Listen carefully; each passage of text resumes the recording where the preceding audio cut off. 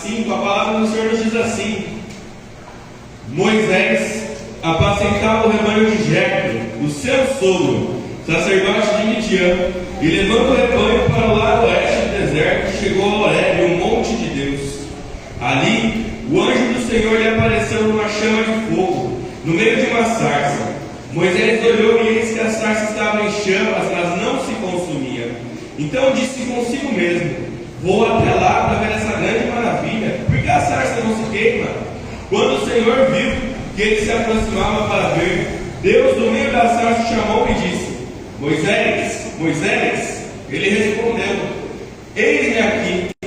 Deus continuou: não se aproxime, tire as sandálias dos pés, porque o lugar em que você está é terra santa. Irmão, essa é uma das passagens mais belas que nós temos no Antigo Testamento, e uma das que são mais conhecidas, a passagem da sarça ardente. Sabe o que é interessante no contexto dessa passagem?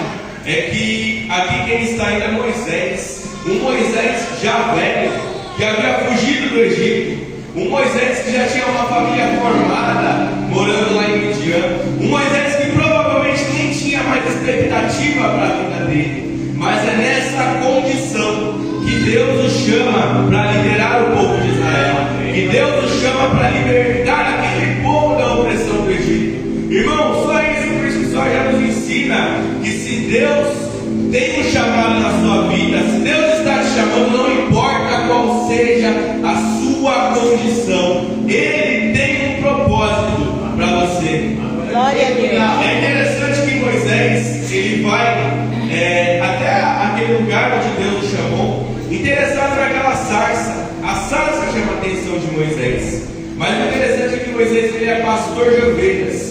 Sendo pastor de ovelhas, muito provavelmente Moisés já deve ter ido naquele monte diversas vezes. Ele já deve ter passado por aquele lugar ao longo da vida dele inúmeras vezes, mas nunca tinha acontecido nada como o que estava acontecendo aqui. E é interessante que o Senhor se revela a ele, mandando ele tirar as sandálias, porque aquele lugar lá era terra santa. Glória. Mas irmão, eu quero te fazer uma pergunta nessa noite. Aquele monte, ele é especial? Porque a Bíblia fala que é o monte de Deus. Mas, como eu disse para vocês, Moisés provavelmente já foi àquele monte diversas vezes. E isso não havia acontecido antes.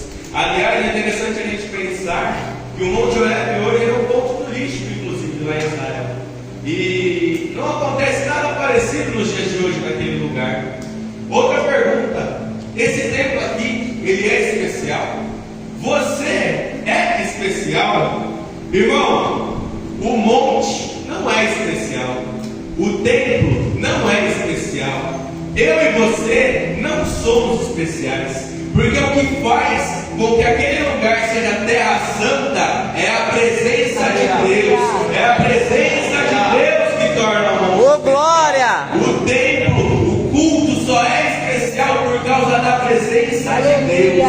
Eu e você só somos especiais por causa da presença do Espírito Santo. Se você tira Deus, tudo perde o sentido. Se você tira Deus, aquele monte é reduzido a um monte de pó. Só isso. Se você tira Deus da jogada, irmão, não tem sarça ardente.